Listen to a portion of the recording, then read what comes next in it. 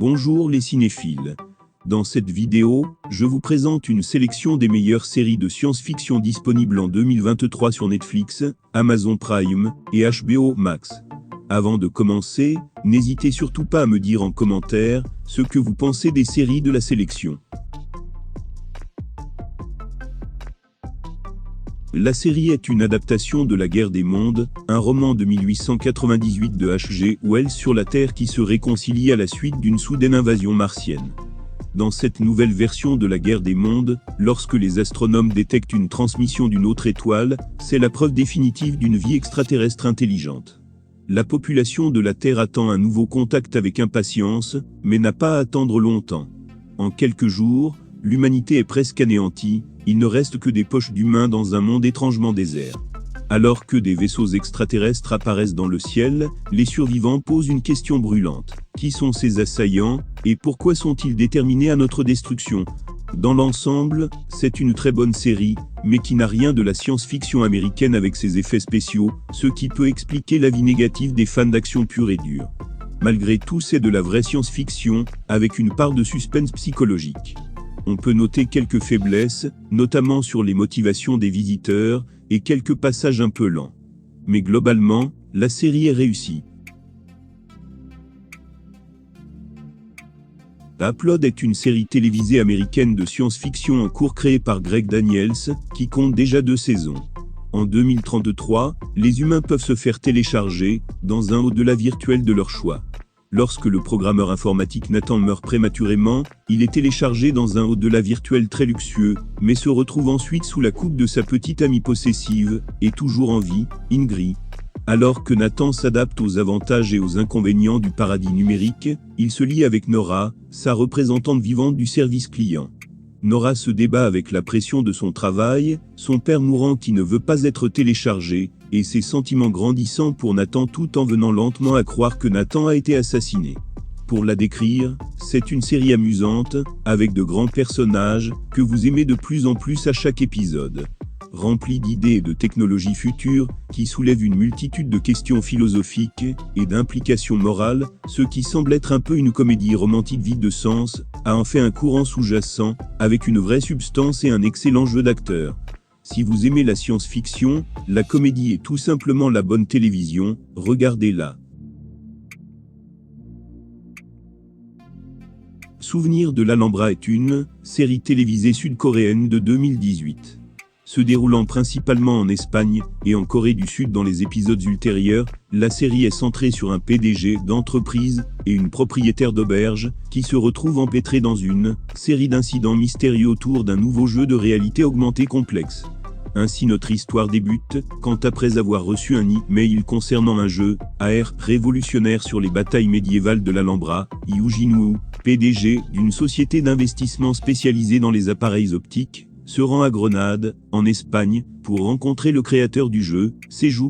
Cependant, Seju a disparu et là, Jinwoo rencontre la sœur aînée de Seju, Iju, qui est le propriétaire de l'auberge dans laquelle il séjourne, et une ancienne guitariste.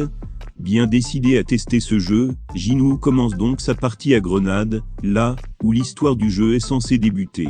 Cependant, Jinwoo va très vite comprendre que quelque chose cloche avec le jeu, car bien qu'il souhaite se déconnecter, il lui est désormais impossible de le faire. Jinwoo est prisonnier du jeu et risque sa vie à chaque instant, car à ses dépens, il comprend que mourir dans le jeu signifie aussi mourir dans la réalité. Désormais, Yu Jinwoo n'aura plus qu'une idée en tête, retrouver Seju et sauver sa vie, ainsi que celle du jeune homme, dont la disparition le laisse perplexe.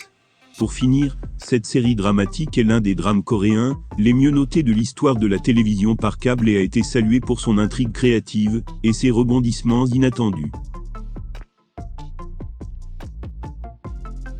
C'est une série télévisée américaine en 20 épisodes d'environ 58 minutes créée par Justin Marks.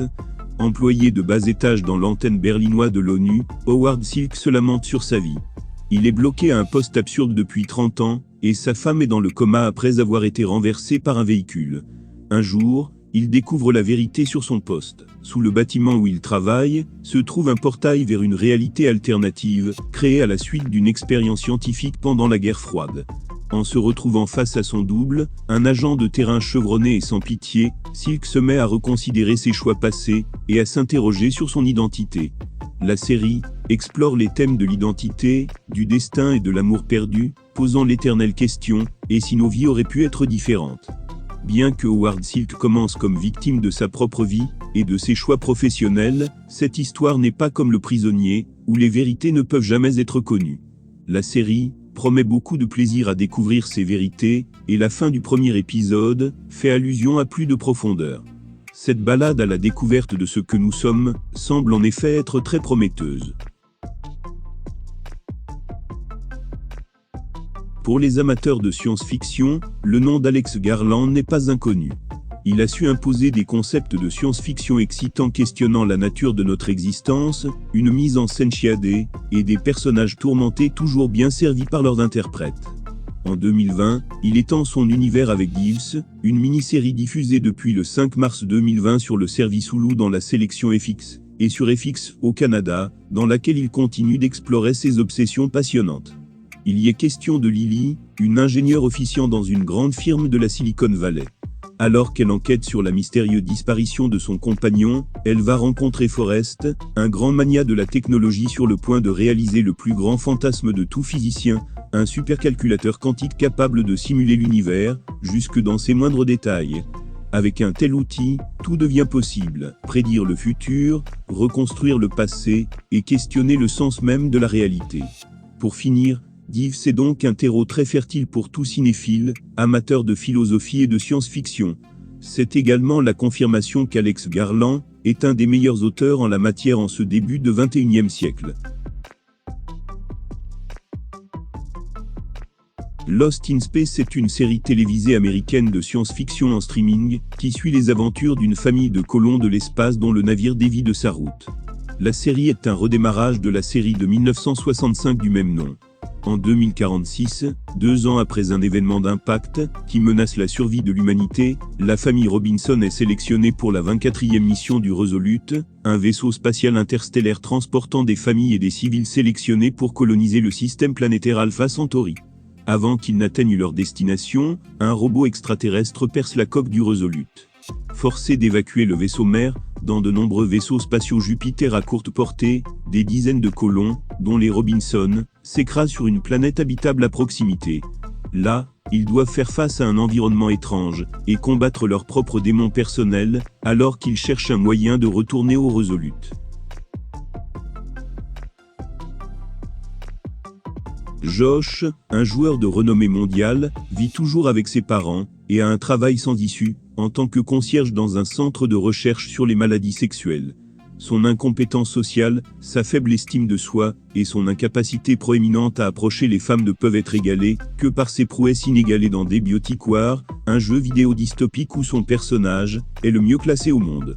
Lorsqu'il devient la première et la seule personne à battre le niveau final insaisissable, il reçoit la visite des personnages fictifs du jeu, Taiga et Wolf, qui s'avèrent être de vrais guerriers envoyés à travers le temps depuis un avenir profané avec la tâche de le recruter pour sauver l'humanité d'une invasion mortelle de super-races.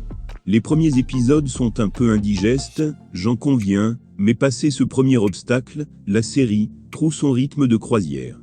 Déjantée, à l'humour stupide et au scénario intelligent, mais toujours imprévisible avec des personnages sanglants et attachants, cette série nous surprend épisode après épisode. Bref, je la recommande vivement à quiconque aime l'humour et de l'action. John Reese, un ex-agent paramilitaire de la CIA présumé mort, est engagé par le mystérieux milliardaire Harold Finch. Dans le passé, ce dernier a conçu un système de surveillance de masse pour le gouvernement voulant éviter un nouveau 11 septembre.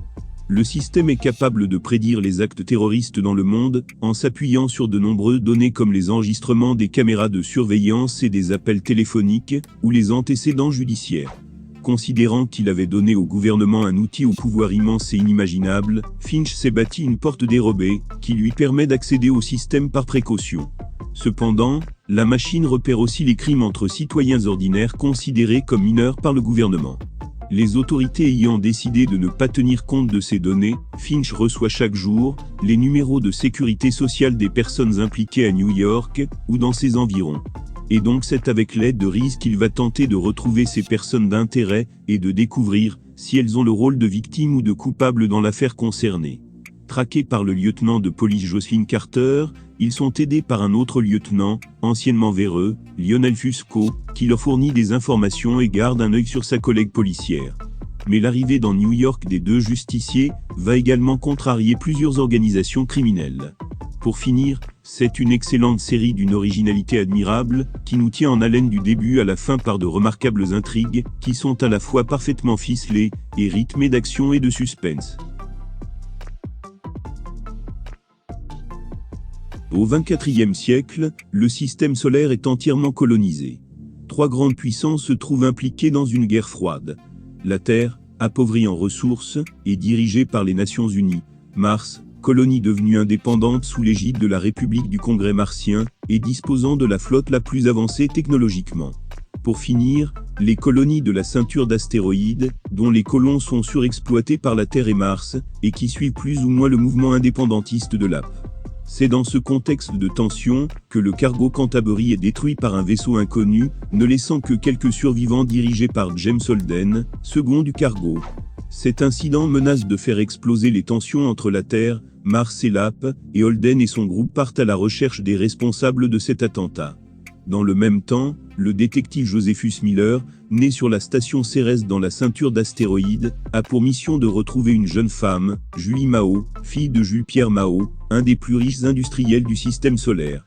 Lorsque leurs enquêtes se rejoignent, Holden et Miller découvrent que la disparition de la jeune femme et la destruction du Canterbury sont liées à une vaste conspiration qui menace la paix dans le système solaire et la survie de l'humanité. Arcane est une série télévisée d'animation américano-française, dont le scénario prend place dans l'univers du jeu vidéo League of Legends. L'intrigue se déroule plus précisément à Piltover et Zone, 2 villes en conflit situées au même endroit. Piltover constituant la partie supérieure et riche de la cité, Zone ses souterrains insalubres, dont la population souffre de la pauvreté. Le scénario suit principalement Jinx et Vi, 2 sœurs ayant vécu une difficile enfance à Zone, mais qui, désormais adultes, mènent une vie très différente, l'une de l'autre, ainsi que Jess et Victor, 2 scientifiques ayant découvert et stabilisé une gemme permettant de grandes avancées technologiques. Très bien reçu par la presse, Arcane a comptabilisé plus de 120 millions d'heures de visionnage à la date du 13 décembre 2021. Un énorme succès pour Netflix, qui a décidé de la renouveler avant la diffusion des derniers épisodes.